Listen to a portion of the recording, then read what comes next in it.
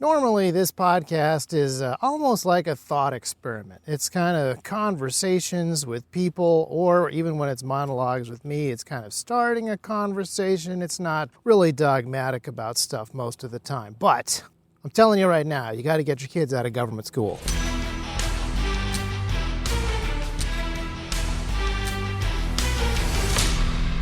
Welcome to another T-Rex Talk.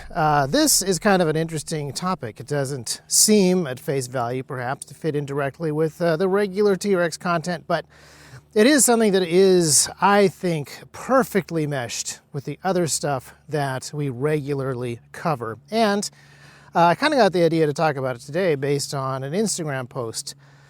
A couple of days ago, we had a number of homeschoolers come through the shop for a tour, a local homeschool group. And I just happened to post on Instagram that the kids were really fascinated by the concept of body armor. And not just the concept of body armor, but the fact that we were selling pallets and pallets of body armor to people. That was just very interesting to them. So I commented on that. And that particular Instagram post got a lot of interest. In fact, it was interesting enough that this whole episode could just be me reading the comments from it, but you can go and check those out for yourself. And one of the things that was interesting to me is most of my Instagram folks are incredibly pro homeschool, and they thought that it was super cool that we were giving tours to homeschoolers and that the people that came by were homeschooling. And some were somewhat jealous that they were not part of a homeschool group that was getting T-Rex Arms tours themselves. But there were a couple of people who were a little bit negative about homeschooling. And this is interesting to me on a couple of levels. Number one, why are you following my Instagram page if you don't think people should educate their own children? And number two, it is the year 2023. People are not as pro-government school as they once were, and not as anti-homeschooling as they used to be. In fact, my favorite comment on the whole thing was from Angel the Gunslinger, and he was bringing up the tired old talking points from the 1980s about how homeschool kids are not socialized. They're just locked in cages without friends, and they don't have any interactions with people outside of their immediate family, which is why they can't go to college and they can't play sports, and et cetera, et cetera, et cetera. So I thought that was pretty funny. Some people did not realize that that was sarcasm, but it was. People used to say that stuff, and it's fascinating to me how rarely people say that sort of thing anymore. In fact, not only has that diminished a lot since the 1980s, but the biggest diminution of that kind of attitude about homeschoolers being weird and being unsocialized, that really started to go away by the end of 2020. We're not sure exactly the role that COVID played in changing some of the homeschooling stigma, but I think it was when they started putting public school kids in little tiny tents so that they couldn't see or talk to each other or their teachers face to face. I think that was when people stopped saying that the problem with homeschoolers is that they are weird and unsocialized. But let's backtrack just a little bit. If you know much about the homeschooling movement, you will know that it started about the same time that I was born, because I am pretty old. Back in the 80s, people began homeschooling. Now, obviously, there had always been some level of homeschooling going on in various remote parts of the world. There are Amish folks, there are hippie communes, there's always some exceptions that prove the rule, but there began to be, in the 80s, a larger resurgence of homeschooling. Parents just wanted to take their kids out of school, and in some states, this was actually illegal. Quick rabbit trail. About a year ago, our family went to a wedding, and it was an incredibly encouraging wedding for a number of reasons. Number one, weddings are great. Number two, it was close friends getting married, and that is always a super happy occasion. But this wedding took place inside of a very interesting building.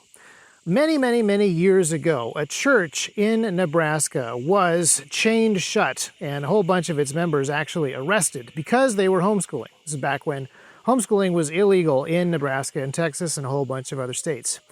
And thanks to the efforts of those families fighting back in the court system and a bunch of grassroots stuff and a bunch of lobbying stuff, homeschooling is now legal in all 50 states. And so, yeah, it was just really encouraging to be inside of that building. It is no longer chained shut, and homeschooling is no longer illegal, and the third generation of homeschoolers from that particular community are now getting married inside of that building. Just very encouraging. And over the last 40 years, the stigma attached to homeschooling has diminished. But it definitely still exists, and there definitely are people, even on my Instagram page, arguing that it is a mistake to homeschool your children. But I would like to point out that over the last 40 years, not only have there been an incredible number of resources created to help homeschoolers school their children at home better and better. Not only are there better support networks, not only does the internet make it easier and better, not only is the track record better and better, but the government school track record is getting worse and worse. And I'm not even just talking on the sort of political and cultural warfare side. I'm just talking basic educational capability. The number of dollars that we spend in this country for our government education system is almost mind-blowing. And I don't even know how big it is, because when I looked it up, it was something like $870 billion to go to just the regular schools, and somewhere between $400 and $700 billion going to colleges. But then there's all these other additional grants for different things, for teachers' unions, for administrative fees, for a whole bunch of things that are adjacent to the schools, but a slightly different pot of money. So we're talking about well in excess of $1 trillion per year being spent on a government education system with sliding test scores and various other social issues. And then, of course, there is that cultural warfare aspect. There is the fact that the children are being indoctrinated. Let's not dance around that. The kids are being indoctrinated in the schools. And not all of the indoctrination is hardcore, cutting-edge woke nonsense, but it is all government indoctrination. And to avoid it, you don't actually have to homeschool. There are, in fact, plenty of private school options. There are charter schools, there are church schools. There's a whole bunch of ways where you can avoid letting your children be educated by the state. But homeschooling is the most direct. And if you want to be the one that takes responsibility for preparing your children for the future, doing it at home, having a bigger say and a bigger part of that particular process is going to be, it's just going to be a really good thing. And so in the comment sections of this particular Instagram post, I think there were one or two people who were being negative, and they were whining about the fact that parents today just aren't equipped to teach their children. And I would like to point out, parents today, thanks to the internet and 40 years of homeschool curriculum writers and homeschool curriculum publishers, are far better equipped to educate their children at home than probably any point in history. And the situation with our government school system, and I mean even some of the bigger private and charter schools, is so bad that I'm going to go out on a limb and I'm going to say that almost anything is a superior alternative. I don't want to get into a whole lot of specifics because I know that there are specific teachers in the public school system who are doing the best that they possibly can for the children that are under their care. I'm not arguing against that, but they are part of a system that was built to do something that is essentially antithetical to what most parents actually want for their children. If you go back and you look at the public school movement that started not in the 1980s, but kind of more in the beginning of the 1800s and really reached its full conclusion in the 1850s. This is an idea that comes from advanced modern experts who believed that they could bring their nations into the 19th and 20th centuries by taking control of education so that it could be uniform and at a completely scientific level, so that they could be best assured that they were turning all of their nation's children into the perfect cogs for the new industrial society that is being built, and the perfect soldiers for the empire-building wars that would surely happen in the 19th century, and a bunch of them did. That is the public school system. That is the underlying understanding of people who want the government to educate the people. Somehow the government is going to know best how to prepare its people for the future, which means that the government really has to know what's going on better than any other person. And we all have to be on board with whatever the government thinks it wants to prepare for. Whatever future the government wants to build is the one that it is going to educate its children for. A friend of mine actually has pointed something out that's kind of hilarious. And I don't think that he's ever actually brought this up in a town hall or a school board meeting, but he's wanted to get up in front of the experts and say, "We were promised mindless drones for the factories. Where are they? We were promised mindless soldiers for the wars. Why are our recruitment numbers so low? Why have the government schools failed at the one job that they were going to do, indoctrinating the youth so that they could be cogs in the wheel and bricks in the wall?" I can't imagine that it would go over super well, but I think that it is a legitimate question. If our government actually knows what it is doing when it comes to education, and if it is preparing our children for the future that it wants, then what's going on? And I realize that it's a little bit more complicated than just one giant monolithic federal state controlling every single piece of every single school. But there have been over 170 years of United States federal school policy shaping the way that we do government school. And I think that there are a lot of events that happened during the lockdowns mainly that have revealed how much the wheels are coming off of that policy. I think parents got to see underneath the mask, ironically enough, of the teachers union when there were all the masking debacles. I think that parents were very offended when the teachers told them that they weren't allowed to see anything that their kids were doing, even though their kids were doing public school over the internet from home. Not homeschooling, but government schooling at home. Parents were told that they were not supposed to be a part of that or even see what was going on, and that unnerved some people. The public school teachers unions that tried really hard to keep schools closed for longer, even though parents wanted to reopen them, I think that left a very bad taste in people's mouth. And that's one of the reasons that the school choice movement is actually one of the most successful political movements over the last couple of election cycles. School choice and school vouchers have been doing very, very well at the polls. And, not just public opinion polls, but people casting ballots in favor of people who have promised to bring about school choice. And yet there are still people who will hold to the normal pattern. Do not question the normal pattern. The normal pattern is that public school will be good for your kids. The only downsides are that, well, they're not getting enough money. Teachers are so valuable because they take care of our children who are so valuable that they just need more money. And I'm not going to get deeply into teachers' salaries, but the amount of money that we spend per child per year is really, really high. Even here in rural Tennessee, we're talking about $10,000 to $15,000 per student per year. That is just the school year. The number of people who are looking at that amount of money, and they're looking at the test scores, and they're seeing what their children are turning out like, are asking a lot of questions. Questions that small bands of homeschoolers were asking 40, 30 years ago, but more and more and more people are asking these questions now. I have a friend who was visiting recently, and he works for probably shouldn't be too specific, but he is working for one of these companies that sells homeschooling curriculum. And they're definitely selling things to church schools and private schools and charter schools as well. But the bulk of their customers are homeschoolers.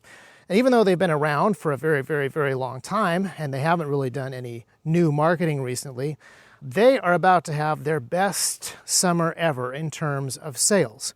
There was a huge spike during 2020, a fantastic high level of interest in homeschooling, and that kind of tapered off quite a bit once the schools actually reopened. But the numbers are still higher than they have ever been, and they are climbing. So I would argue that all the people on the internet who are saying that things are normal and it's just a small group of weirdos that have any sort of problem with it are probably wrong. And while we could go through a huge list of culture war travesties, just really terrible, unbelievably bad things that are happening inside of schools on purpose, not even stuff that happens in schools by accident because they don't have the right resources or because children should not just be educated in batches of 40 or 50 with one professional teacher's college certified expert trying to ride herd on the whole bunch. No. There are other accidents that happen inside of schools because of other ways that the system is doomed to fail. But even if we set all of that aside, just this idea that the government of a country will also educate its people is deeply disturbing when you think about it. How can a nation be governed by the people if the people are only educated by the government itself? How will the bureaucrats not succumb to the temptation to educate the population, the next generation of voters, the next generation of bureaucrats, in the direction that they particularly want to go, regardless of what the public actually wants? Could it be that there is a terrible feedback loop when you have a system set up like this? Could it be that you should actually give people the freedom to educate their children in the way that they see fit, and to pick the things that they think are important, and to prepare their children for the future that they think is coming, and to do the jobs that they think are important? When my parents began homeschooling me and my siblings an embarrassingly long number of years ago, there were a lot of voices calling them out for being weird and distrustful and paranoid and wrong about the whole thing.